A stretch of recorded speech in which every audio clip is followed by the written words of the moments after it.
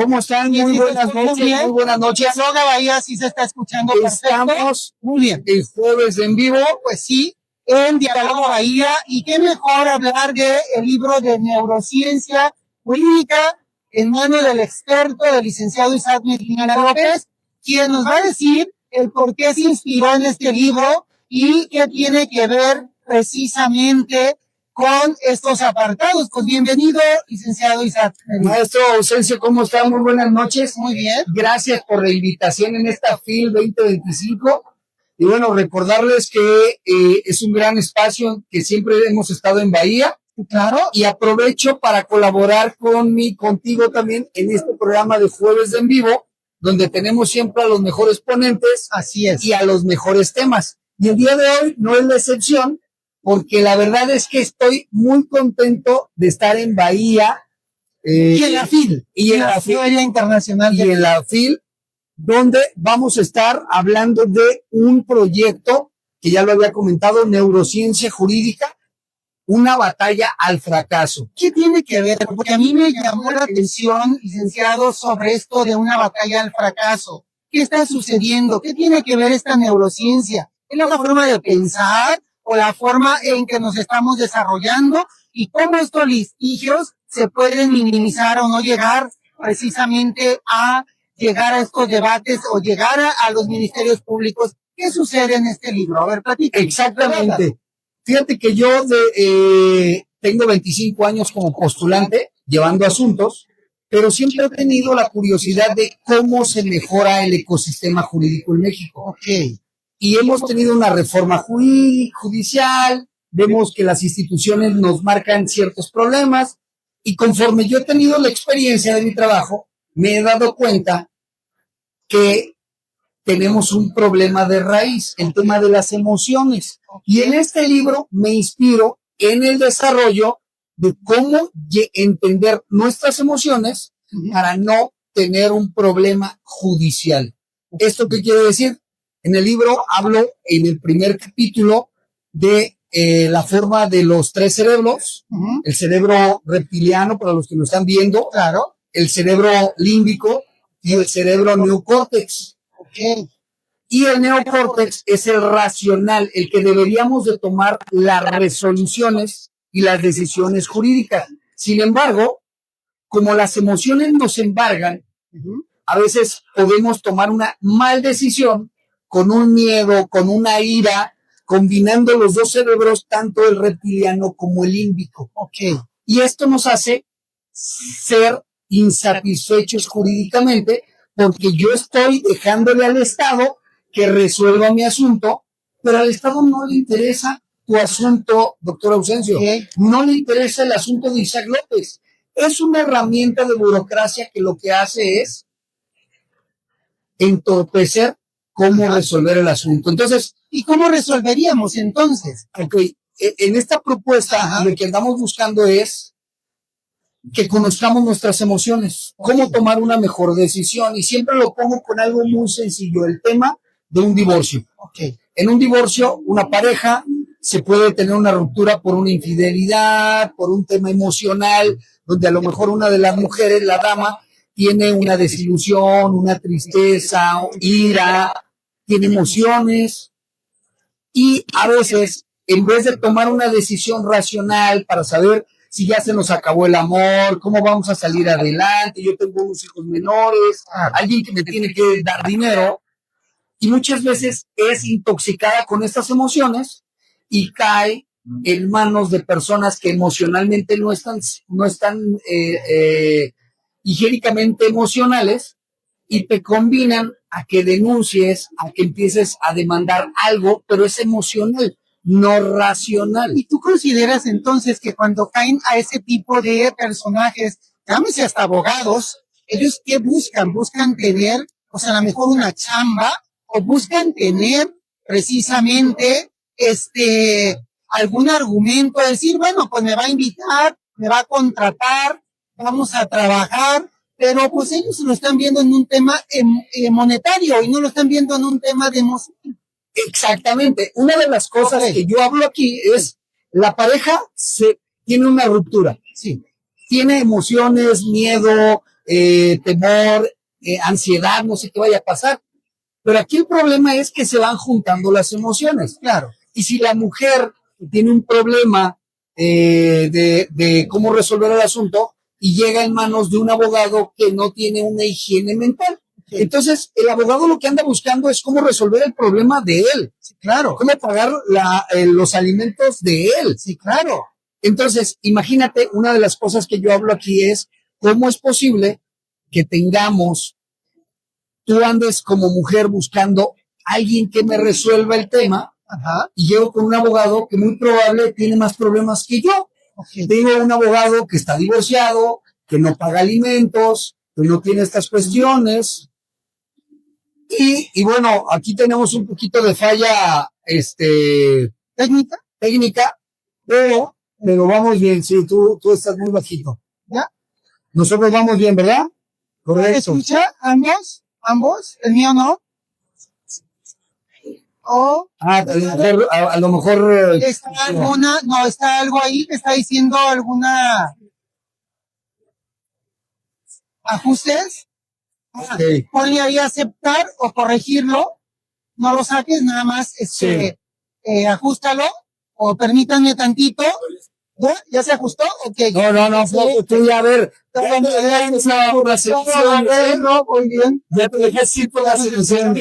Listo. Okay. Es que estamos en la feria y la verdad que hay mucha gente y esto también es parte de la tecnología. Claro. Sí. Nos emocionamos, queremos escucharnos perfecto, pero ya regresamos. Y ¿sabes qué? Y fíjate bien que yo quiero decirle a todos los que nos están siguiendo de Bahía, de Jueves en Vivo, que tenemos un mano a mano el día de hoy en la fila, ¿eh? A ver. Porque vamos a tener a Bahía y a Jueves en Vivo, pero vamos a también, tenemos a Richard Gere que nos quiere hacer competencia, claro. En una conferencia, claro. Vamos nosotros a ver. Uno quiere estar allá con él, exactamente. Pero a ver, sigamos, licenciado Isaac. ¿Qué sucede entonces bajo este análisis de tu libro de neurociencia jurídica, este tema que le hablas al fracaso en ese sentido? Y que entonces, ¿qué tenemos que hacer? Porque déjame decirte que la ministra, Lenia Batres, ¿no? La ministra Lenia Batres automáticamente, nos está diciendo que incluso no se ocupa un abogado y que con un solo formato se pueden resolver los temas. A ver, platícame. Bueno, fíjate que yo creo que ese comentario de la ministra Lenia Batres está hecho, no fue fuera de contexto. A ver. Ejemplo, Costa Rica tiene una figura como el amparo. Okay. Pero el amparo en México se hizo tan técnico y tan formal que hay 25 causales para que te tengan la improcedencia.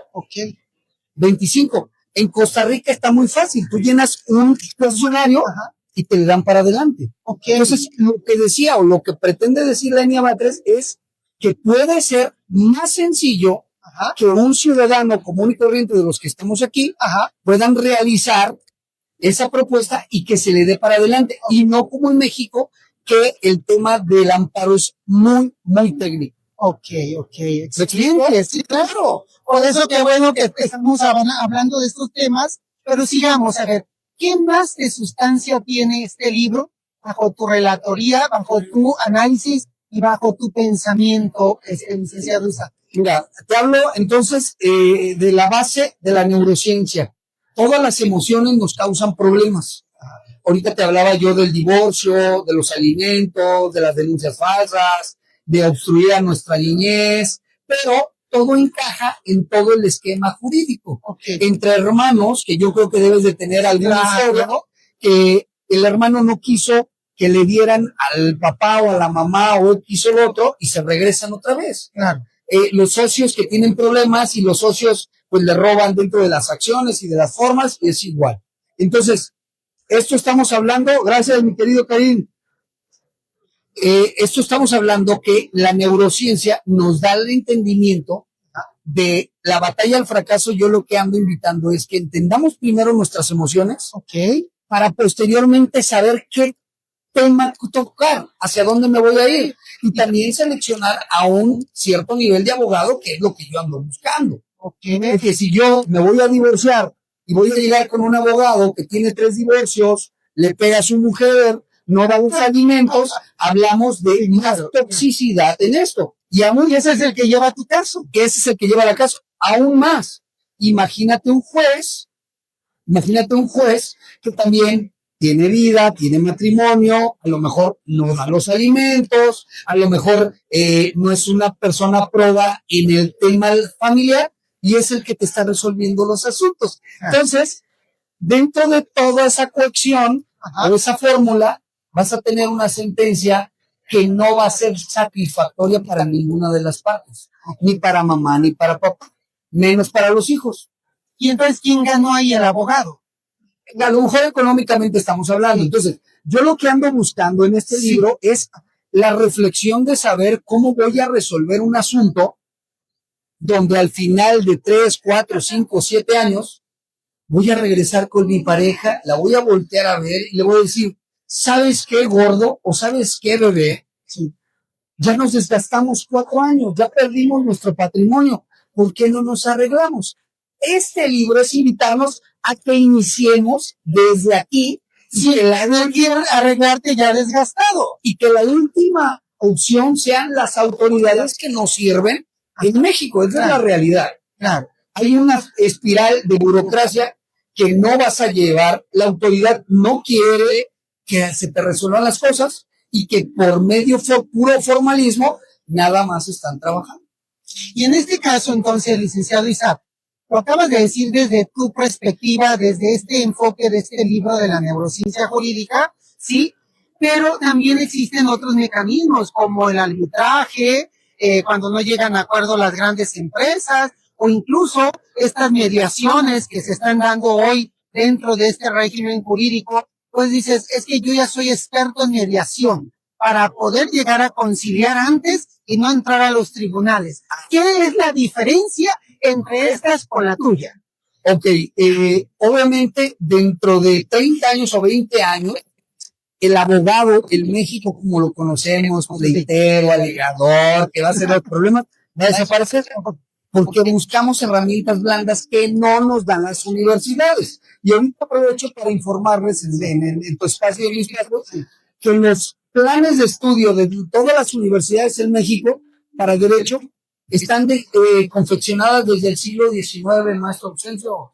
Desde el siglo XIX algo. Espérate, habilidades blandas, hoy día las universidades están viendo esa problemática que tú dices, pero sobre todo el CENEVAL, el Centro Nacional para la Evaluación Educativa de Nivel Superior, está aplicando estas habilidades blandas por lo que estás diciendo, porque realmente no nomás es tener la lógica de la perspectiva del profesionalista, del profesionalismo, sino que también aplicar estas habilidades blandas como tú lo estás mencionando, efectivamente. Entonces, el abogado, lo que también aquí yo hago la invitación es que debe de tener habilidades blandas para poder detectar las emociones y como yo les digo, muchas veces en México te contratan a un abogado por medio de capricho y el abogado con el tema de la necesidad de ganar dinero y ver que sí se va a poder por medio de otras cuestiones, se hace un círculo vicioso. Okay. Entonces, yo invito a que existamos más abogados con estas habilidades blandas, donde te resuelve el asunto, donde tú no te metes a un tema complicado, y eso te va a ayudar no en temas de mecanismos, sino que resuelves todos los temas. Quiero nada más hacer énfasis que son habilidades blandas para muchos que nos están siguiendo, son el tema de comunicación, pues cuando usted dice, soy honesto, yo me pongo en los zapatos del otro, lo escucho, ¿sí? Todas esas son partes de las habilidades blandas donde reconozco el por qué está viviendo él una problemática y me pongo también en sus zapatos de él para poder entenderlo. Eso es parte de las habilidades blandas. Una comunicación asertiva, una comunicación intrapersonal e interpersonal. Así es. Entonces es una serie de cosas. Pero más aún de esto, en el primer capítulo, que es de estos 3, hablo cómo detectar el problema, el particular. Okay. Porque tenemos sesgos cognitivos. Okay. Sesgos que nos marcan, ¿no? Y esto, vuelvo al ejemplo de una pareja que se separa. Ajá. Y la mujer tiene este dolor, esta ansiedad, este tipo de cuestiones y todo lo tiene, pero ¿qué crees? Empieza a juntarse con otras amigas que le dicen, no, bajo mi experiencia, a ti te debería de corresponder esto y esto y esto.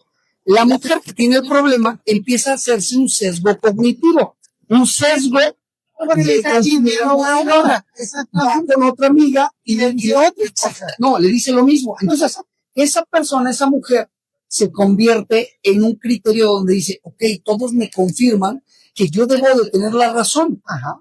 Entonces me estoy intoxicando con emociones que ni tienen nada que ver contigo, solamente una amistad, no tienen un desarrollo, y lo que hacen es tener un sesgo cognitivo. Cuando sale una sentencia y la sentencia no fue favorable, aún si lo haya ganado la mujer, le es un problema emocional. Porque dijo, entonces, ¿para qué voy con las autoridades si no me resolvieron nada? Y es que ella tuvo una, le podemos decir, una encuesta mediática. Exactamente. Preguntó a sus amistades, todo. Pero eso es un sesgo porque le están diciendo conforme a sus emociones. Dentro del sesgo cognitivo, esta mujer va a poder hablar con 15 personas. Así si hay una persona, un abogado real que le diga, ¿sabes qué? Lo que tú pretendes, creo que no. Mira, te voy a poner esto, pero si a ella no le convence, ella lo va a alejar en el tema emocional de ese sesgo. ¿Sí? Entonces se va alejando de ese concepto para poder tenerlo en ese sentido. Fíjate, tú tocaste un caso ahorita de la separación de estos esposos, pero realmente a mí me tocó por allá por donde trabajamos tú y yo, en zona de Plaza Bonita y todo ello, me tocó ver donde pues yo comía en un lugar, un restaurante, no voy a decir el nombre para no exhibirlo, pero llega y el esposo o la esposa se pelean y automáticamente cierran el negocio. Incluso uno fue y sacó todos los muebles, el otro fue y le partió el piso y todo, y ahora ya lo están rentando.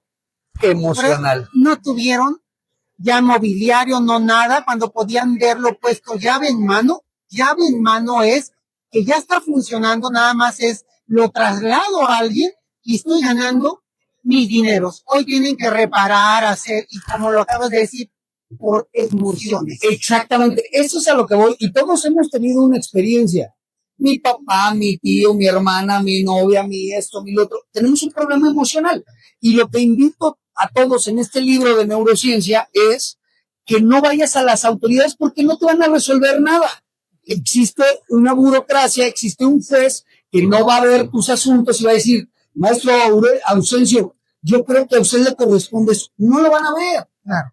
Pero a ver, licenciado Isaac, aquí hay algo muy interesante. Tú quieres negociar con esa persona, así sea tu hermano, tu esposa, tu amigo, tu socio inmediático de tu negocio, de tu empresa, pero ellos están cerrados, sesgados, y tú no puedes hacer nada. Y tú le invitas y le dices, a ver, sentémonos a negociar. Llegan unos momentos en que dices, pues, ¿qué hacemos? Porque la otra contraparte no se puede arreglar y tú ya llevas 3, 4 años queriendo hacer esto que al final no te toca más que ir a un litigio. Obviamente lo que tú estás hablando de un ejemplo es que te vas a ir al final del litigio. Sí. Sin embargo, existe un libro que a mí me agrada mucho y yo creo que lo has escuchado y siempre lo hago, El arte de la guerra, de Sun Tzu. Sí. Entonces, cuando yo conozco mis emociones, cuando yo tengo las habilidades que debo de tener, tengo que ir llevando tanto al cliente y posiblemente yo a mi adversario como abogado, para resolverlo. Esas son habilidades que es lo que yo estoy invitando a los abogados, que lo resuelvan, pero con estas habilidades. Repito, en la universidad no te van a ayudar a resolver, no, nos hacen romántico nada más cuestiones que en la vida real no se ven, pero lo único que estamos haciendo es no resolviendo. Entonces, cuando tenemos herramientas, vamos a buscar este mal dicho o no dicho que dice, es preferible un mal arreglo que un buen pleito, cómo desahogarlo, cómo resolverlo. Pero si no tengo una higiene mental, voy a perturbar el asunto junto con mi cliente y mi adversario va a estar igual. Exacto. Nos vamos a ir a años y al final la satisfacción o el sentimiento de haber llevado un litigio caro es nulo. Exactamente. Por eso es una batalla al fracaso. Ok. ¿Y cómo es que te inspiró decir neurociencia jurídica, una batalla al fracaso? ¿Cómo es que te emocionó llegar a estas contextualizaciones y a este tema como título principal de tu libro? Mira, siempre he creído que el problema judicial para resolverlo es emocional. Si yo puedo tener esta forma, si yo puedo tener ciertas cuestiones, lo voy a resolver. ¿Sí me explico? Sí, claro. Sí. Y yo, bueno, dices, bueno, ¿quién tiene la razón en un litigio? Tú tienes tus derechos reconocidos, yo tengo mis derechos reconocidos. Claro. En un juicio, el juez tendría que ponderar y hacerte explicarte a ti que tu derecho sí vale, sin embargo, que el mío tiene una prioridad porque hay ahí unas fórmulas que te marca la Constitución o las normas, pero no lo hacen. Tú te quedas en el limbo sin saber nada. Okay. Entonces, cuando empiezas a ver cómo se resuelve un asunto jurídico, yo empecé a ver que son emociones. Okay. Si tú tomas a un abogado combativo, que al final es más combativo que resolver, Ajá. vas a terminar con tu patrimonio y a lo mejor excediéndote porque él te llevó donde quería una confrontación. Ok. Y te quedas sin dinero. Te quedas sin dinero, insatisfecho, las autoridades también no te pudieron resolver o no te resolvieron. Entonces, si me voy a las emociones, si me voy a encontrar cómo se resuelve mi asunto, yo con mi hermano, yo con la esposa, yo con mi socio, empiezo a resolver el asunto de una manera inteligente porque conozco mis emociones, puedo percibir las emociones de mi contrincante, de mi adversario, y lo que no voy a tener es irme con una autoridad que no me va a resolver. Sí, porque estás invirtiendo dinero y esfuerzo y tiempo que tú lo puedes analizar a ser más productivo en otras áreas. Es correcto. Pero entonces, sigamos con tu relatoría. Algunos otros ejemplos que estén en forma viviente en tu libro. Mira, el primer capítulo es esto, los sesgos cognitivos, el tema emocional, el tema de los tres cerebros. Pero el segundo capítulo hablo de la burocracia y de la corrupción en México. Okay. Donde nos habla, y que todos sabemos, se acaba de sacar la última estadística, donde en México la percepción de corrupción cayó, somos el número 140 de 180. Estamos como países como Bangladesh, como Nigeria. Esa es la percepción. Okay. Entonces, ahí hablo de cómo el sistema judicial se ha torcido. Ok. Saludos, prima. Oye, se ha torcido todo, claro, en el sentido de que la autoridad no te lo va a resolver. Claro. Y hablo de esa burocracia, ahorita con esta reforma judicial, ahorita acabo de sacar una nota que espero que lo veas, y hablan del asunto de Gloria Trevi. Un juez, Javier Pineda Arzola, no estaba titulado, no tiene cédula desde el 2004. Y llevó litigio. No, era juez. Y no tenía cédula. ¿Sí? Y estos son los ejemplos. Dicen que están diciendo, es que si hubo una parte de liberación, tengo que volver a iniciar el proceso si ya se cerró. Exactamente. Entonces, esa es otra de las partes. El tema de la burocracia, de la corrupción, si el juez también, el tema emocional, es apto para saber mis asuntos. Pero a ver, ese es un tema más delicado y ustedes lo están viviendo ya en la corte cuando dijo el ministro, presidente Hugo, dijo, ok, se tendrán que reabrir alguno que otro caso cuando fueron cerrados bajo este término que tú estás mencionando, el juez que no tenía una, pues una cédula, ni siquiera estaba titulado, imagínate, y que tengas que reabrir un caso que ya prescribió desde hace 20 años. Bueno, ahí son dos conceptos diferentes, son conceptos diferentes. Lo que yo hablo es de algo real que se ve en la corrupción. Entonces, otro de los grandes obstáculos para que tú obtengas como ciudadano, aquí todos los 1,500 personas que están atrás de nosotros, necesariamente tenemos que entrar a este sistema. Y el sistema es corrupto. Y la corrupción significa dinero, significa yo no sé hacer mi trabajo, pero lo acepto. Pero déjame decirte que cuando hablas tú de tema de corrupción, licenciado Isaac, quien pierde más es el pobre, porque el pobre no tiene ni siquiera para defenderse, ni siquiera para ir a tomar una decisión si va a un ministerio público a demandar. Él es el que pierde más en este sentido. La corrupción le pega más a la pobreza que a aquel que se defiende. ¿Sí me explico? Sí, ahora, por eso te decía, pero en general, tú tengas dinero o no tengas dinero, si entiendes el libro de negocios ya, vas a decir, yo no me voy a meter, o a menos que quieras ser el corruptor del sistema y tengas la capacidad, y quieras llevar a tu adversario a ese lado. ¿Y lo dejas peor? Exactamente. Entonces, ese es uno de otro capítulo que hablo del tema de la corrupción. El siguiente, después de corrupción. De corrupción, hablo de, ahora sí, la técnica del abogado de ir quitando esas cosas. ¿Te acuerdas cuando estábamos pequeños? Y yo creo que aquí todos los compañeros que nos están viendo cuando estaba chico y que te decían, ay, es que este niño alega mucho, debe de ser abogado. Exactamente. Entonces, esa parte, ¿eso te pasó a ti? No, yo no alego. Yo no alego.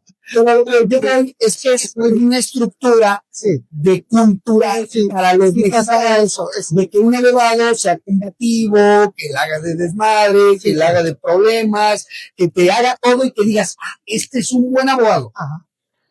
Ahí empezamos con este tema de la confrontación.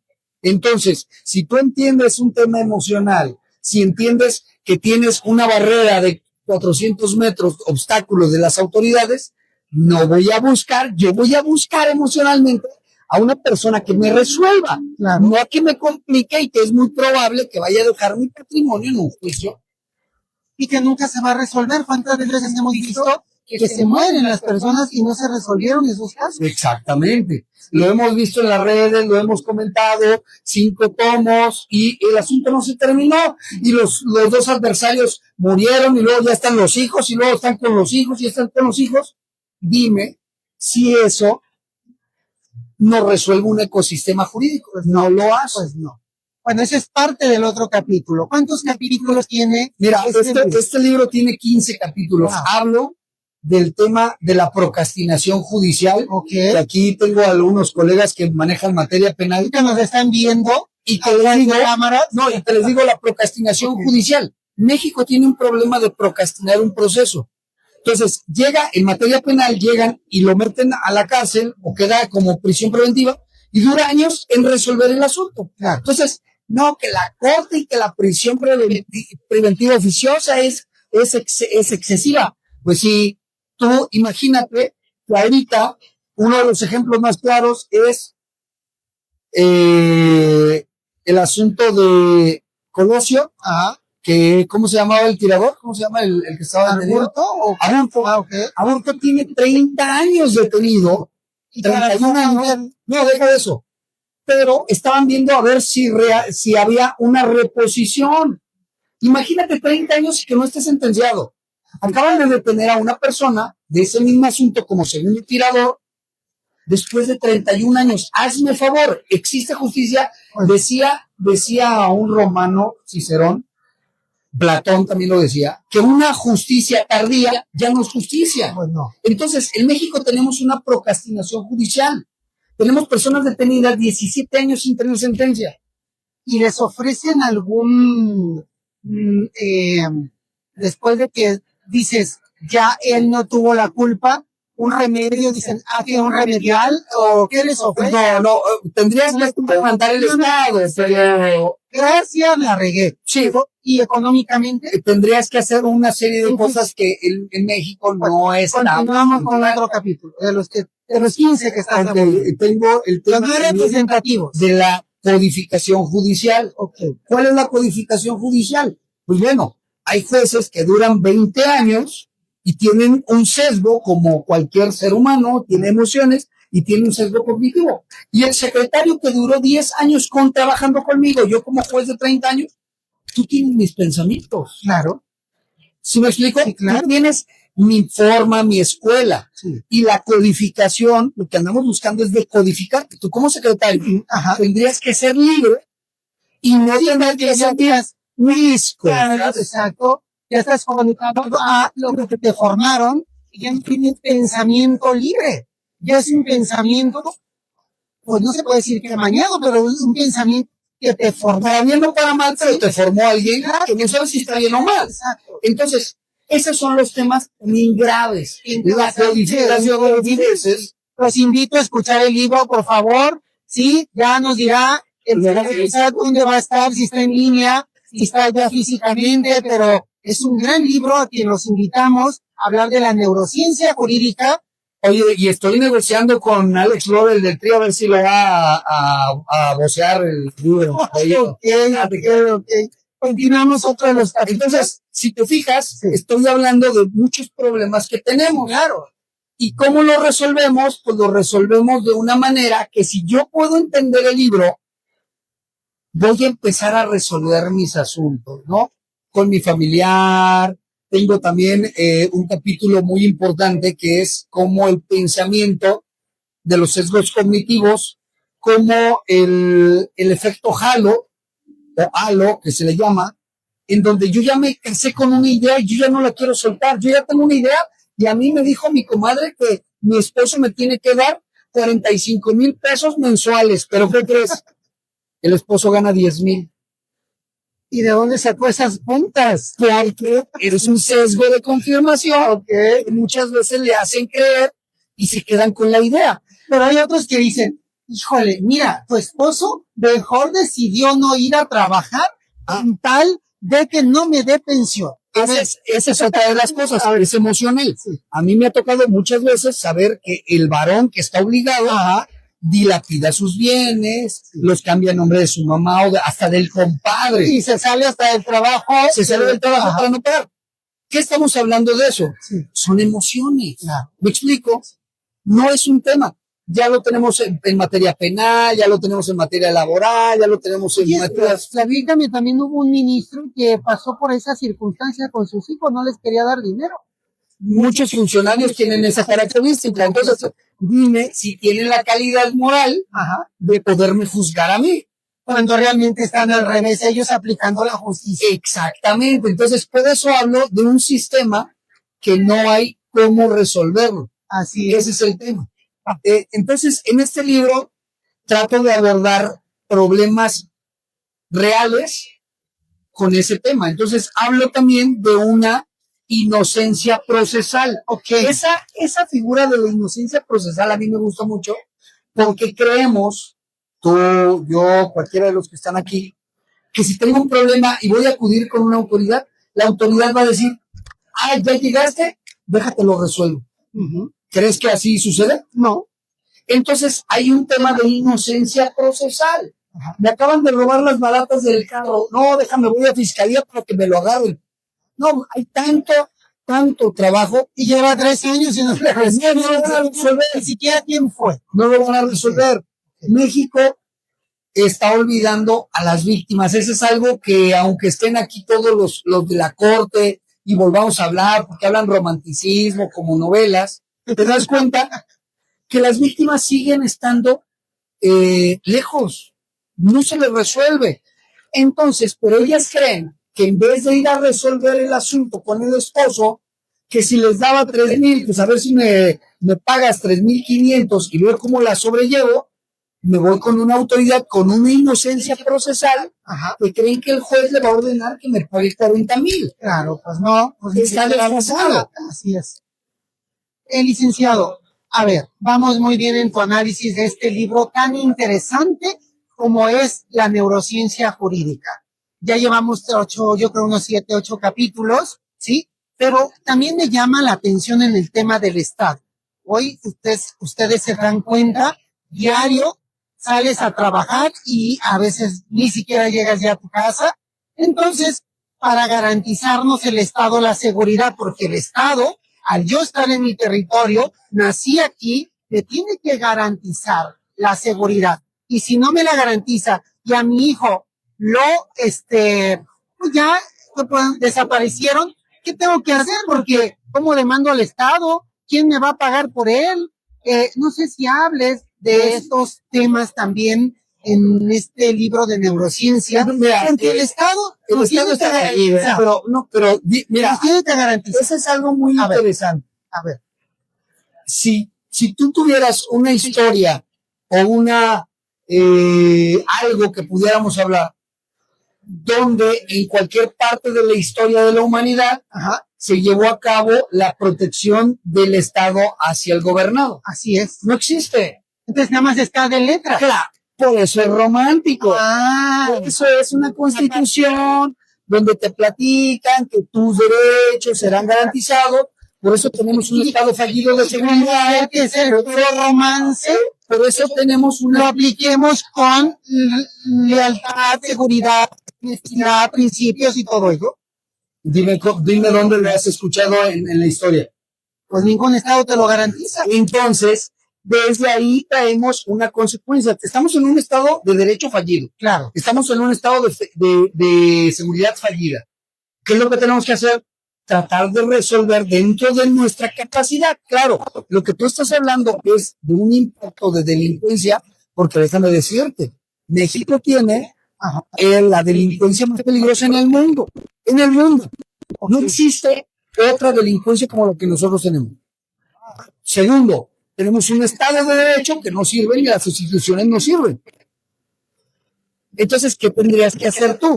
Tratar de salir lo mejor librado. Y con tu análisis de estudios que has mencionado, en tema precisamente de emociones, vamos a minimizar, porque no vamos a erradicar, no se van a terminar estos casos, pero sí los podemos minimizar para que vivamos con felicidad, bueno, los que tengamos que vivir con felicidad. Sí, mira, el tema aquí es, en el tema de seguridad, nadie. De hecho, sabes que hace unos días a funcionarios que tenían escoltas, nadie puede estar librado de eso. Entonces, cuando tú buscas que el Estado te proteja, estás entrando en la inocencia procesal. Porque tú dices, bueno, el Estado me tiene que guardar, el Estado me tiene que decir, el Estado me tiene que ver esto. No se puede. En un tema, ahora, yo lo hablo de un tema jurídico legal. Claro. Si yo te hablo del Estado, en un Estado social de protección, es muy probable que también nunca llene los estándares que nos garantiza el Estado. Claro. Entonces tenemos que tener una realidad, eso es a lo que voy, una realidad de lo que sin soñar, sin motivar, sin emociones. Esto es lo que hay y cómo solucionar. Exactamente. Entonces, ahora, el tema, tú hablas de un tema penal delicado. Siendo víctimas nosotros, dentro de un delito de alto impacto, tendríamos que los ofendidos o las víctimas que no son visibilizados en este sistema, aunque lo dicen románticamente en la Constitución, tendrás que hacerte llegar de abogados expertos para tratar de escalar y ver qué puedes pelear dentro de esa justicia. Pero no te la van a garantizar como viene la Constitución. Bueno, yo este libro he visto nada más extractos, pero seguramente de estos artículos o estos, mejor dicho, capítulos que está mencionando, pues es de gran interés, porque entonces no está totalmente técnico a la abogacía, sino que realmente a casos prácticos de la sociedad y cómo desde ahí aplicarlo. Sí, claro. Este libro bien es un antagónico de lo que se habla jurídicamente. Fueron memorias que agarraste de prácticas vividas, pero que fueron acomodadas y puestas en una realidad, sí, y que podemos estar en ese sentido, ¿me explico? Entonces, lo que tendríamos que hacer es, esta es una antítesis de lo que nos hablan en el derecho, en las universidades, los maestros, en que vas a encontrar la justicia, en que lo vas a resolver, en que vete y peleate. revísalo en otra instancia, pelea y hazlo, pero necesito dinero, necesito tiempo, necesito recurso. Entonces, mi invitación a esto es entender las emociones para yo no caer en un problema de un embudo institucional.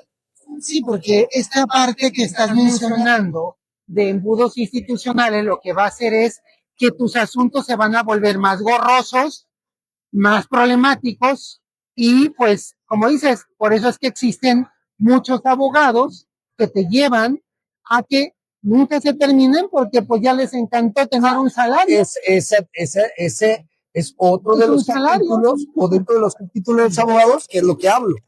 Claro. Como entonces el abogado, en su necesidad de pagar las colegiaturas, pagar el CEL, Coppel, el que gustes y mandes, va a decirte sí, yo te lo resuelvo. Claro, claro. Y no hay quien venda malo, discúlpame. Exacto, no hay quien venda pan frío, diría. Exactamente, todos dicen estar perfectos y todos venden perfección. A eso me estoy refiriendo.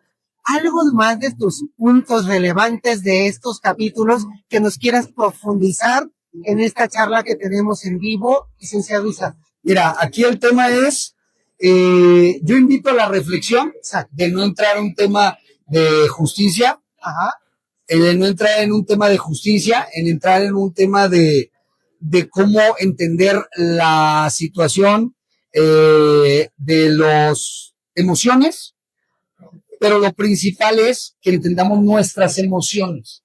Esa es la invitación real de este libro. Yo voy a entender hasta dónde voy a llegar, cómo me voy a pelear, si las instituciones y las autoridades no me sirven. Sí, dime. ¿Qué podemos hacer entonces cuando yo te pregunté sobre el arbitraje, la mediación y este tema de la neurociencia jurídica?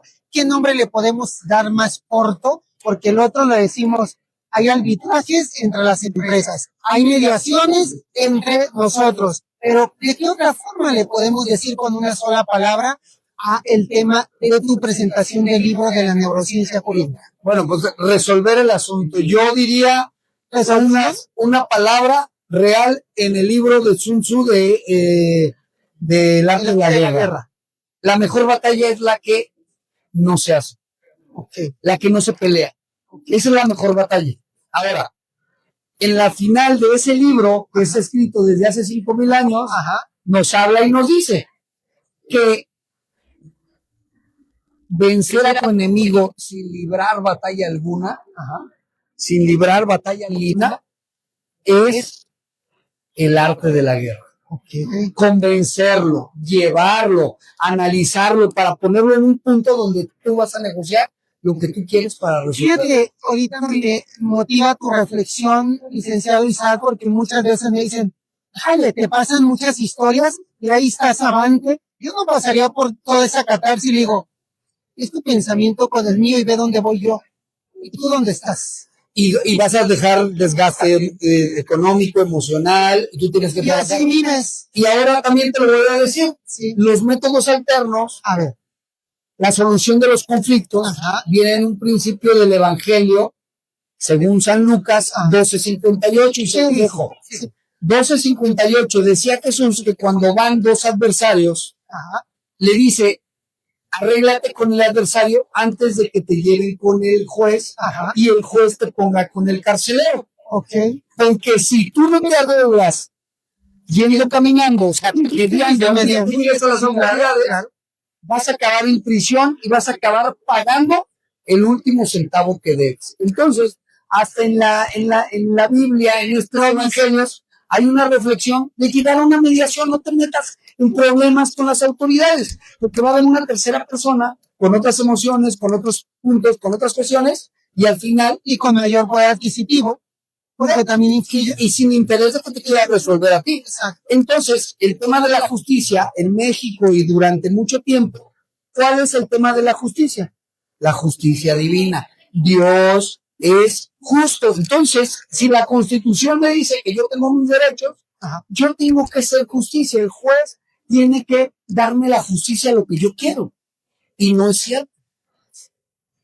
voy a tocar un tema tan sensible dentro de estas emociones para ir cerrando, porque estamos muy emocionados hablando de tu libro y porque voy a hablar mañana sobre un tema de un saldo a la deuda de los adultos mayores, una deuda social a los adultos mayores en Estados Unidos, que nacieron en nuestro territorio mexicano, como tú, como yo, por nacimiento somos aquí, pero se fueron de braceros, se fueron de jornaleros, y ya están, y ni tienen seguridad, ¿no? Desde los 40. y ni tienen una seguridad ya, pero tampoco tienen acá. Pero porque están fuera del territorio, tampoco les puede dar un beneficio social como los que tienen beneficios universales aquí. ¿Qué opinas al respecto?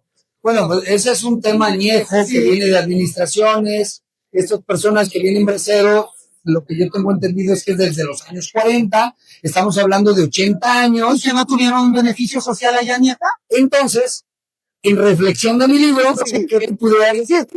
No, bueno, ya me lo estás aventando. Yo en mi análisis social, porque yo de mi presentación de mis temas del bienestar social y todo, yo digo que debemos de ser justos y que debemos de apoyar a esa gente que lo ocupa. ¿La autoridad lo quiere hacer? No. Entonces, desgraciadamente están empantonados. Ellos van a seguir peleando y llevan más de 80 años. Ya ahorita hacerse para atrás, yo no sé qué tanto sea o cuántos estén sobreviviendo todavía en espera. Para que haya entonces justicia divina, querido licenciado. Pues hasta que te mueras. Híjole. Esa es la justicia divina. Ese es el romántico que nos hablan de la justicia. Por eso, cuando hago una reflexión en el primer capítulo, hablo que no existe la justicia. Nadie te va a dar justicia. Entonces, si desde ese principio yo empiezo a verlo, voy a tratar de solucionarlo. Okay. ¿Cuántas personas de este asunto que estás hablando de los braceros que tienen 80 años, cuánto van a tener resultados positivos? Pues ya, como dices tú, ya han pasado, alguien tiene que hacerles justicia y tiene que romperse ese prototipo. Y el gobierno, pues yo espero que el gobierno lo haga, y si no lo hace, pues entonces nada más recibe dinero, dividendos bien felices de allá. Entonces, estaríamos hablando de un ejemplo claro de neurociencia jurídica. Ahí está. Y tiene que aplicarse no nomás desde nosotros, sino también desde el Estado. Ahora, convence al Estado emocional que tiene que ayudar de verdad en la justicia. Exactamente. Entonces, ahí también estamos hablando que cada funcionario va llegando nuevo, tiene emociones, tiene distinciones, tiene formas. ¿Él lo verá? Es como los jueces. Y no es nada malo, al contrario, qué bueno que se resolvieran ese tipo de problemáticas, pero cuando tenga que tocar el techo presupuestal, pues no alcanza. Esa es otra de las cuestiones. Pero digo, bueno, ya más allá. Continuando con tu libro, porque todos estos temas pero son muy interesantes. Oye, ¿y a quién le del libro? A ver. No habíamos hablado del libro. No habíamos hablado tú y yo del libro. Te dije nada más. ¿Qué te parece lo que te estoy explicando? Pues es muy interesante porque estamos haciendo una química dentro de la reflexión social y de tu experiencia que tenemos que llegar de verdad a promover justicia social, pero desde nosotros una cuestión emocional. Exactamente.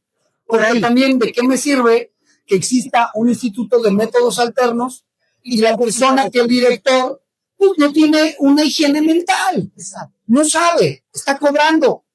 Se van y se hacen los cursos. ¿Tú crees que estudiar los abogados psicología? No sé, yo ya los fui a hacer. Está bien, pues. Bueno, para ir cerrando, estamos muy interesantes aquí en esta charla desde la FIL. Comentarles como reflexiones finales desde su perspectiva del licenciado Isaac.